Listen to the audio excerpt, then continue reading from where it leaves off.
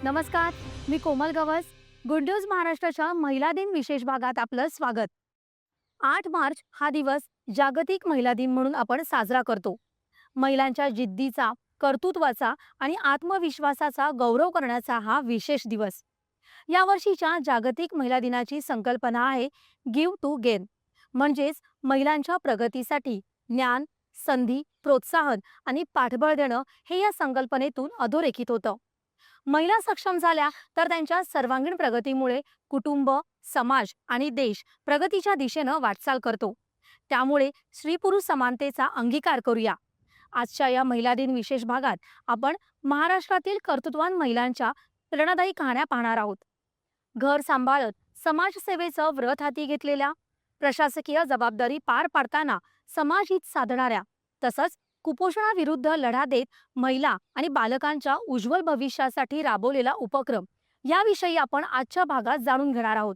त्यापूर्वी पाहूयात आजच्या भागाची छोटीशी झलक. जालना जिल्ह्यातील डोमगाव इथल्या सविता शेळके यांचं मोलमजुरी करत गावातील गोरगरीब निराधारांच्या सेवेसाठी कार्य, हागणदारी मुक्तीसाठी गावात शौचालयांची उभारणी. महिला कॉन्स्टेबल निर्मला सूर्यवंशी यांच्या कर्तव्यदक्षता आणि सतर्कतेमुळे 3 महिन्यांपासून कुटुंबापासून दुरावलेल्या आजीची कुटुंबाशी घडवली भेट. माता आणि बालकांच्या सुदृढ आरोग्यासाठी डेसिमल फाउंडेशनचा द ब्रेकफास्ट रेव्होल्युशन उपक्रम. महाराष्ट्रासह 6 राज्यातील मुले आणि महिलांना सकस आहाराचा लाभ. आणि यवतमाळमधल्या कर्तव्यनिष्ठ कृषी अधिकारी दीपाली खवले यांचं शेतकऱ्यांना थेट शिवारात जाऊन आधुनिक शेतीविषयी मार्गदर्शन. जेमतेम परिस्थिती असतानाही गावाच्या विकासासाठी स्वतःचं सर्वस्व पणाला लावणारी माणसं क्वचितच पाहायला मिळतात. जालना जिल्ह्यातील अंबड तालुक्यातल्या डोमगाव इथल्या सविता शेळके यांचं समाजसेवेचं कार्य प्रेरणादायी ठरत आहे. गावातील गोरगरीब, निराधार आणि रुग्णांच्या मदतीसाठी त्यांनी स्वतःच्या स्त्रीधनाचा त्याग करून समाजसेवेचा आदर्श घालून दिला आहे. गावात 205 शौचालयांची बांधणी तसंच वृक्ष लागवड करून वनराई फुलवली आहे. पाहुयात सविता शेळके यांच्या समाजसेवेचा हा प्रवास.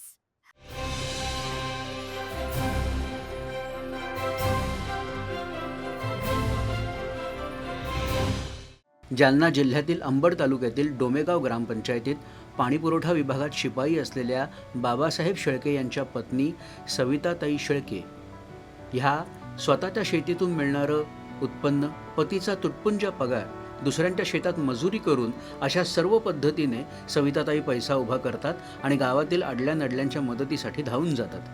गेल्या वर्षी गावात भीषण पाणी टंचाई होती, म्हणून त्यांनी होते नव्हते ते आपले दागिने विकून स्वखर्चानं नदीमध्ये बोर खोदून गावकऱ्यांच्या पाण्याची सोय केली.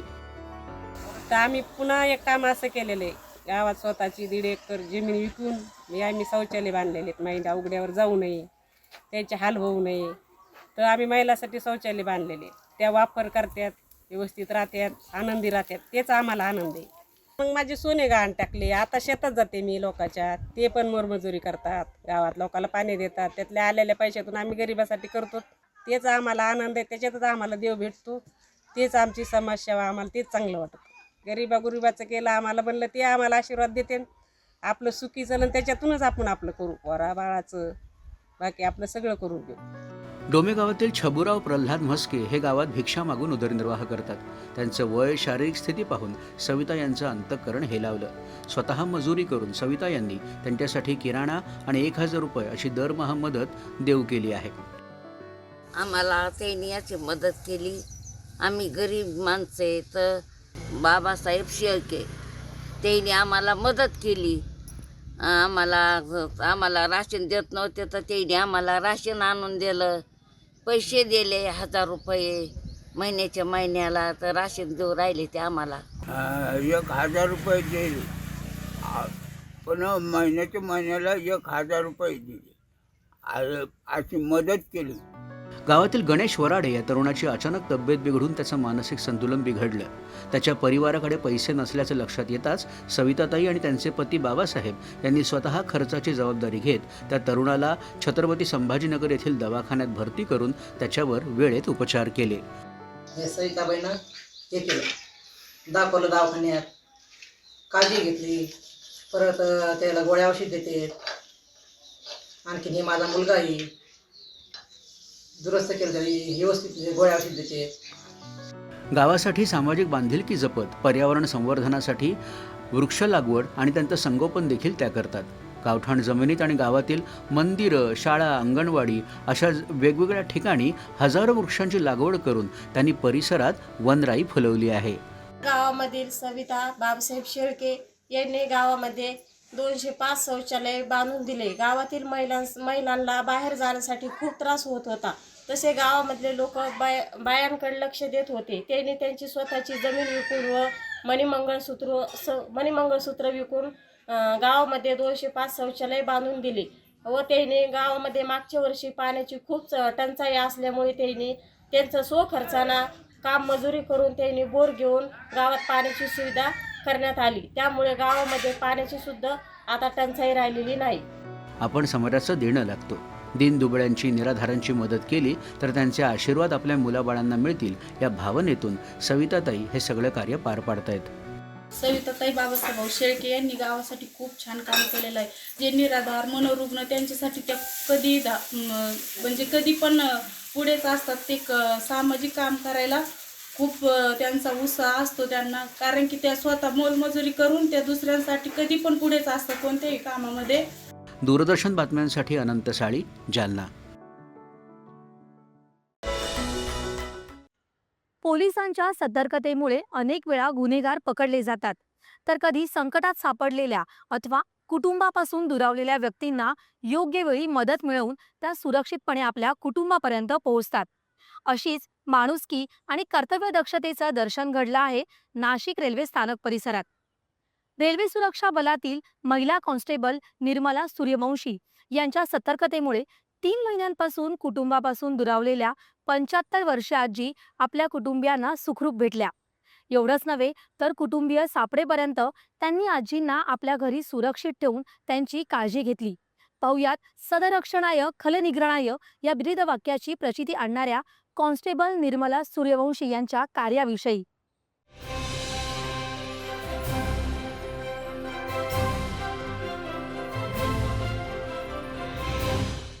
रेल्वे सुरक्षा बल नाशिक रोड रेल्वे स्टेशन येथील पोलीस कॉन्स्टेबल निर्मला सूर्यवंशी यांच्याकडे घटनेच्या दिवशी स्टेशनवरील प्लॅटफॉर्ममध्ये त्या गस्तीची ड्युटी करत असताना सुमारे 75 वर्षांच्या एक आजीबाई दिसल्या.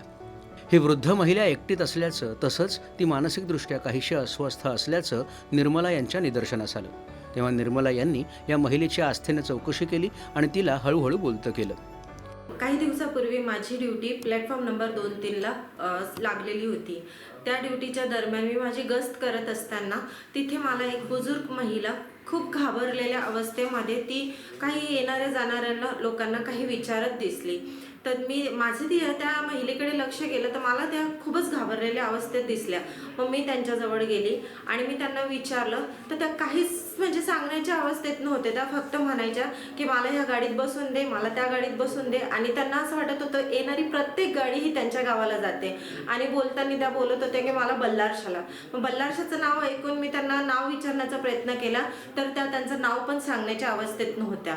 मग मी तिथे व्हॉट्सअप ग्रुपनुसार तिथे जे एक नगरसेवक आहे त्यांना मी कॉन्टॅक्ट केला. त्यांना मी लगेच त्या आजींचा फोटो घेतला आणि ग्रुपवर टाकला. आजींच्या चौकशी दरम्यान त्यांचं नाव रुखमाबाई गोमाजी कन्नाके असं असून त्या बल्लारशा येथील असल्याचं आणि सुमारे 3 महिन्यांपूर्वी कुटुंबासोबत तिरुपती येथे दिवदर्शनाला गेल्या असताना त्या हरवल्याचं आणि भरकटत कशाबशा नाशिक रोड स्टेशनवर येऊन पोहोचल्याचं समजलं. एवढी माहिती मिळाल्यावर कॉन्स्टेबल निर्मला सूर्यवंशी यांनी बल्लारशा येथील विविध व्यक्तींशी संपर्क साधून रखमाबाई कन्नाके यांचा फोटो व्हॉट्सॲपद्वारे पाठवून कुटुंबियांचा शोध घ्यायची विनंती केली. कुटुंबियांचा शोध लागेपर्यंत कॉन्स्टेबल निर्मला यांनी नेहमीच्या पोलिसी कारवाई पद्धतीने रखमाबाईंना एखाद्या वृद्धाश्रमात, अगर आश्रमात किंवा शासकीय रुग्णालयात ठेवण्याऐवजी आपल्या वरिष्ठ अधिकाऱ्यांच्या म्हणजेच पोलीस निरीक्षक नवीन प्रताप सिंग यांच्या परवानगीनं आपल्या स्वतःच्या घरी नेलं. मैडम द्वारा संवेदना वेदना के तहत उनको घर लेके गई, रात भर उन्हें अपने घर पे रखा, उनको सेवा पानी किया. सुबह उनके परिवार वाले आए जिन्हें मैडम ने उनको सुपुर्द किया. उक्त घटना बड़ी मार्मिक दृश्य था. मैडम द्वारा किया गया कार्य बड़ा ही सराहनीय था, जिस पर उन मैडम को हमारे वरिष्ठ अधिकारियों द्वारा समय समय पर प्रोत्साहित भी किया जा रहा है. दरम्यान बल्लारशा येथे शोध घेतला असता रुखमाबाई या 6 महिन्यांपूर्वी कुटुंबासोबत तिरुपती येथे दर्शनासाठी गेल्या असता त्या हरवल्यामुळे काळजीत असलेल्या कन्नाके कुटुंबियांना त्या नाशिक रोड रेल्वे सुरक्षा बलाच्या कर्मचाऱ्यांना सापडल्याचं वृत्त समजल्यावर अतिशय आनंद झाला. कन्नाके कुटुंबातील रुखमाबाई यांचे पुतणे नितेश हिरके तसंच नातू आशिष कोळपे हे दोघं बल्लारशा येथून नाशिक रोड रेल्वे सुरक्षा बल कार्यालयात येऊन दाखल झाले. रखमाबाई तसंच नितेश आणि आशिष या दोघांनीही एकमेकांना लगेच ओळखलं आणि दोन्ही बाजूंनी ओळख पटल्यावर दोघांच्याही डोळ्यातून आनंदाश्रू वाहू लागले. तर नेहमी गुन्हेगारांच्या सानिध्यात वावरण्याची सवय असलेले पोलीस कर्मचारी सुद्धा या कुटुंबाच्या भेटीनं गहिवरून गेले. ते बोलले की आमची आई आहे ही 3 महिन्याआधी तिरुपती येथून हरवलेली होती.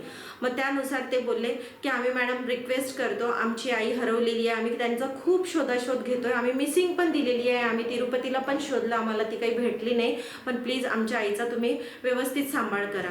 मी त्यांना माझ्या कर्तव्यनिष्ठेने मी त्यांना विश्वास दिला की आता तुमची आई आमच्यासोबत आहे आणि त्या एकदम सेफ आहे. त्यानुसार मी त्यांची पूर्णपणे काळजी घेईल आणि त्यानुसार मी त्यांना आपल्या RPF ऑफिसमध्ये आणल्या आणि सर्व जो घडलेला प्रकार आहे आमचे IPF सर आहेत श्रीमान नवीन प्रताप सिंग सर यांना सांगितलं आणि त्या आजी ज्या अवस्थेत होत्या त्या खूप घाबरलेल्या होत्या. मग त्यानुसार मी साहेबांना परवानगी मागितली की साहेब ही आजी खूप घाबरलेल्या आणि यांचे नातेवाईक दुसऱ्या दिवशी येणार आहेत, तर मी यांना घरी घेऊन जाऊ शकते का. त्यांची परिस्थिती बघून मला साहेबांनी परवानगी दिली. मी त्या आजीला घरी घेऊन गेली. आगामी कुंभमेळ्याच्या पार्श्वभूमीवर देशाच्या कानाकोपऱ्यातून नाशिक रोड रेल्वे स्थानकात येणाऱ्या प्रवाशांना मदत करण्यास तत्पर राहून आपल्या कर्तव्याशी प्रामाणिक असल्याची भावना पोलीस कर्मचाऱ्यांच्या मनात कायम आहे, हेच अशा घटनांमधून सिद्ध होतं. दूरदर्शन बातम्यांसाठी श्री अनिल कुमार वैद्य, नाशिक. महिला दिन विशेष भागात आपण आणखी महिलांच्या प्रेरणादायी कथा पाहणार आहोत. तत्पूर्वी घेऊयात छोटीशी विश्रांती.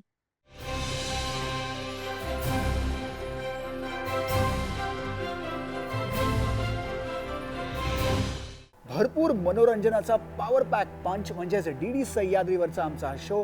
याचं नाव आहे मूवीज, म्युझिक आणि मस्ती, जिथे आम्ही तुम्हा सर्वांसाठी आणतो exclusive celebrity interviews, movie reviews, त्याचबरोबर इंटरेस्टिंग ट्रिव्हिया, सेलिब्रिटी बर्थडेज आणि म्युझिक क्षेत्रातील अपडेट्स. तर पाहायला विसरू नका मूवीज, म्युझिक आणि मस्ती दर रविवारी संध्याकाळी 6:30 वाजता आणि प्रत्येक सोमवारी दुपारी 1:30 वाजता फक्त DD सह्याद्रीवर. क्रीडा विश्वातील ताज्या घडामोडींवर आधारित कार्यक्रम क्रीडांगण.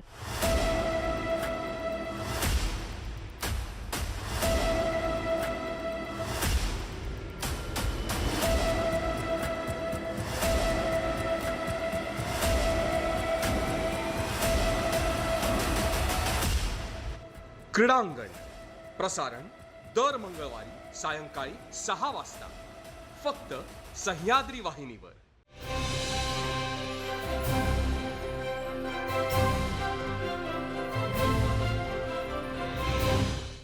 विश्रांतीनंतर कार्यक्रमात पुन्हा एकदा स्वागत. माता आणि बालकांचं आरोग्य सुदृढ राहावं आणि कुपोषणमुक्त पिढी घडावी यासाठी decimal foundation the breakfast revolution उपक्रम राबवत आहे. दुर्गम भागात महिला आणि बालकांना सकस आहार मिळत नसल्याने त्याचा परिणाम त्यांच्या आरोग्यावर होताना दिसतो. त्यामुळे कुपोषणासारखी समस्या निर्माण होते. हे चित्र बदलण्यासाठी decimal foundation the breakfast revolution हा उपक्रम महाराष्ट्रासह 6 राज्यात राबवत आहे. या उपक्रमाअंतर्गत 50,000हून अधिक मुले आणि महिला सकस आहाराचा लाभ घेत आहे. हा पौष्टिक आहार अंगणवाडी, शाळा आणि शेल्टर होम तसंच रुग्णालयांमध्ये दिला जातो. यासोबतच लाभार्थ्यांची नियमित आरोग्य तपासणी करून त्यांचं हेल्थ कार्डही तयार केलं जातं. पाहुयात कुपोषणाविरोधातील लढ्यात एक प्रभावी पाऊल ठरत असलेल्या द ब्रेकफास्ट रेव्होल्यूशन या उपक्रमाविषयी.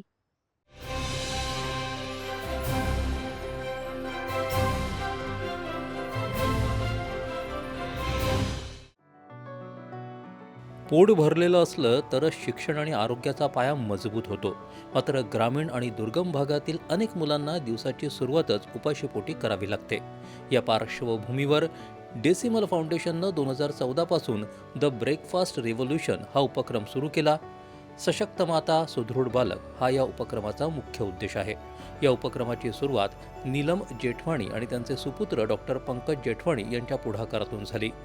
दिवंगत CA शंकर जेठवाणी यांच्या स्मृतीतून समाजकार्याची प्रेरणा घेत नीलम यांनी हा उपक्रम पुढे नेला. जे रुग्णालयात वैद्यकीय शिक्षण घेत असताना डॉक्टर पंकज यांनी कुपोषित मुलं आणि गर्भवती महिलांची परिस्थिती जवळून पाहिली.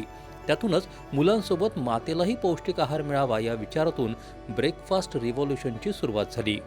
हमने काफ़ी रिसर्च करने के बाद में पाया कि बच्चों को ऐसा पौष्टिक आहार चाहिए जिससे उनके पूरे दिन का पोषण मिल सके, और इससे ये हो सकता है कि बच्चे उतने ही हमको एक्टिव मिलेंगे स्कूल में और पढ़ाई पर ध्यान दे पाएंगे, क्योंकि उन्होंने सुबह कुछ खाया रहता है.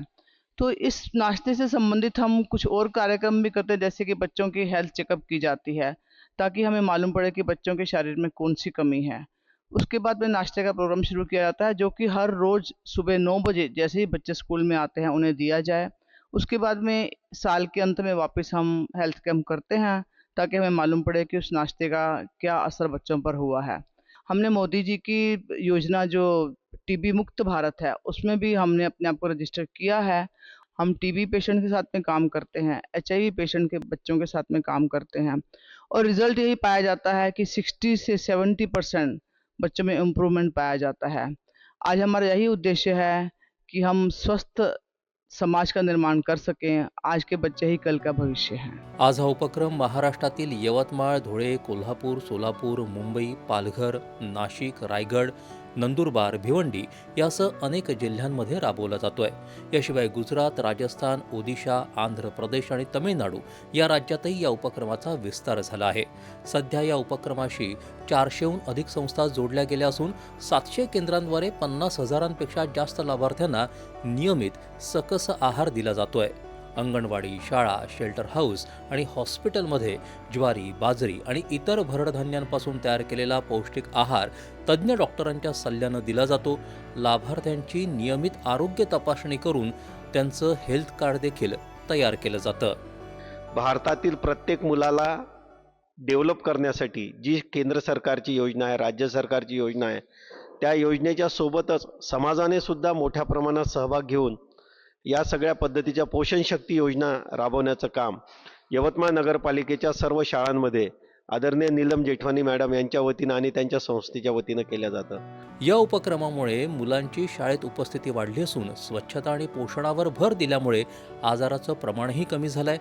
यामुळे मुलांचा शारीरिक, मानसिक आणि बौद्धिक विकास अधिक चांगल्या प्रकारे होत असल्याचं शिक्षक आणि पालक सांगतात. नीलम मॅडमनी जो प्रोग्राम ह्या ठिकाणी सुरू केला आहे, त्यात लहानपणातच त्यांना न्यूट्रिशन, आपण जे खातो त्यात काय काय आहे हे पदार्थ कळणे, कोणते पदार्थ खाल्ले पाहिजेत याचं माहिती मिळणे, आणि हे एज्युकेशन नकळत का होईना संस्काराच्या माध्यमातून शिक्षक, त्याच्यानंतर ही संस्था जी काम करते त्यांचे जे व्हॉलेंटियर्स आहेत ते यांच्यामार्फत ज्या गोष्टी घडतात आहे ते निश्चित कौतुकास्पद आहे. दरम्यान डेसिमल फाउंडेशन निक्षय मित्र या अभियानाद्वारे टीबी मुक्त भारतासाठी देखील काम करत आहे. पंतप्रधान नरेंद्र मोदी यांनी सुरू केलेल्या या उपक्रमाअंतर्गत क्षयरोगग्रस्त रुग्णांना समाजाकडून आधार मिळावा यासाठी फाउंडेशन गेली 3 वर्ष सक्रियपणे योगदान देत आहे.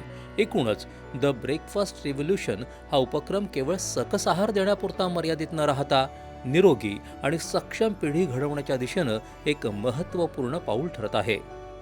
दूरदर्शन बातम्यांसाठी विनोद पात्रे, यवतमाळ. प्रेक्षक हो, कार्यक्रमात वेळ झाली आहे छोट्याशा विश्रांतीची.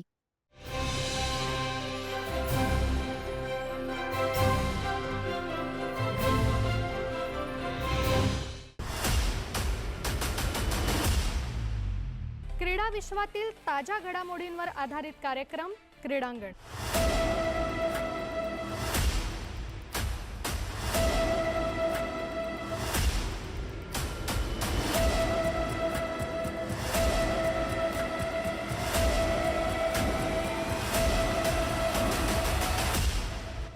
क्रीडांगण प्रसारण दर मंगळवारी सायंकाळी 6 वाजता फक्त सह्याद्री वाहिनीवर.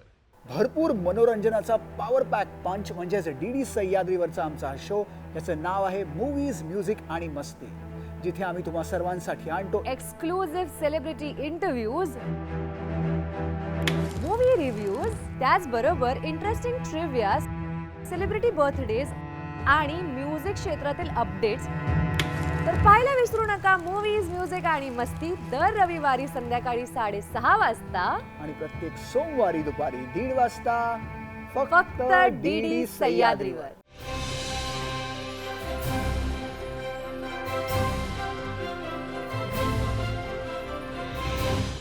विश्रांतीनंतर कार्यक्रमात पुन्हा एकदा स्वागत. अडचणींवर मात करून आपल्या कर्तव्याच्या जोरावर समाजात वेगळी ओळख निर्माण करणाऱ्या व्यक्ती नेहमीच आदर्श ठरतात. यवतमाळ जिल्ह्यातील मारेगाव तालुक्यात कार्यरत कृषी अधिकारी दीपाली खवले या अशाच एक जिद्दी आणि कर्तव्यनिष्ठ अधिकारी म्हणून ओळखल्या जात आहेत.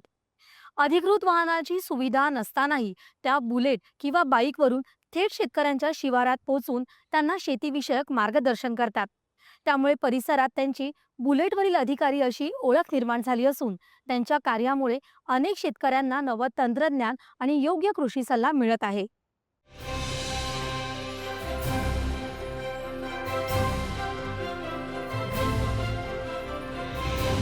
नांदेड परभणीच्या रहिवासी असणाऱ्या दीपाली खवले, त्यांचे वडील वसतिगृह वॉर्डन म्हणून कार्यरत होते, पण त्यांचं अकस्मात निधन झालं आणि कुटुंबावर संकट ओढावलं. आईने मात्र जिद्दीने पल्लवी यांना शिकवलं.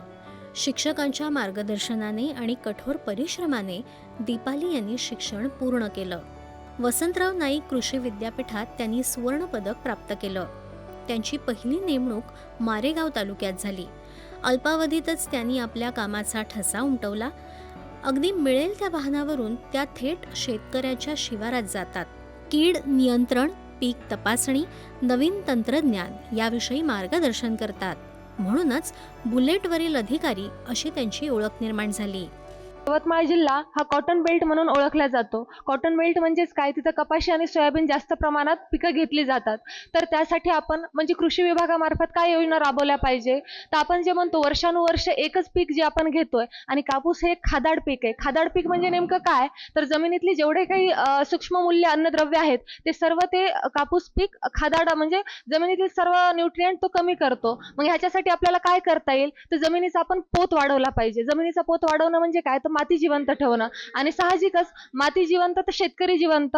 म्हणून नैसर्गिक शेती मिशन अभियान या योजनेअंतर्गत आपण शेतकऱ्यांकडून माती नमुने काढून ते तपासण्यासाठी दिले, आणि त्याच्या ज्या आरोग्य पत्रिका आहेत, मृदा जमीन आरोग्य पत्रिका, त्या आपण शेतकऱ्यांना मध्ये वाटप केल्या, आणि जमिनीचं महत्व, सेंद्रिय कर्बाचं महत्व आपण त्यांना प्रशिक्षणामार्फत समजून सांगितलं. पिकाचा पालट व्हावा म्हणून आपण शेतीपूरक जे व्यवसाय आहेत, जसे की फळबाग लागवड, MRGS मधून फळबाग लागवड, MRGS मधून तुती लागवड, भाऊसाहेब फुंडकर योजने थ्रू फळबाग लागवड, अशा विविध योजनेची शेतकऱ्यांना माहिती देण्यात येते. तसेच गावोगावी प्रशिक्षण, शेतीशाळा ह्या घेऊन शेतकऱ्यामध्ये जनजागृती करण्याचं काम कृषी विभाग करत आला आहे. ठिकाणी बोरवेल नाहीये, विहीर नाहीये, अशा शेतकऱ्यांना वनराई बंधारे बांधण्यात येतात, आणि त्या वनराई बंधनामधून 1 ते 2 सिंचन पिकांसाठी आपण हे करतो. संघर्षातून जिद्दीच्या जोरावर दीपाली खवले या महिला सक्षमीकरणाचं प्रतीक बनल्या आहेत. मारेगावसारख्या आदिवासी भागात उपलब्ध वाहनाच्या माध्यमातून शेतकऱ्यांपर्यंत पोहोचणाऱ्या दीपाली खवले यांचं उदाहरण आदर्शवतच आहे. दूरदर्शन बातम्यांसाठी विनोद पत्रे, यवतमाळ. प्रेक्षक हो, आजच्या भागात आपण इथेच थांबत आहोत. आमचा हा कार्यक्रम तुम्ही DD सह्याद्री न्यूज या यूट्यूब चॅनलवरही पाहू शकता. महिलांच्या प्रेरणादायी कथा आपण पुढील भागातही पाहणार आहोत. तेव्हा पाहायला विसरू नका गुड न्यूज महाराष्ट्र महिला दिन विशेष भाग 2 पुढच्या रविवारी. तोपर्यंत नमस्कार.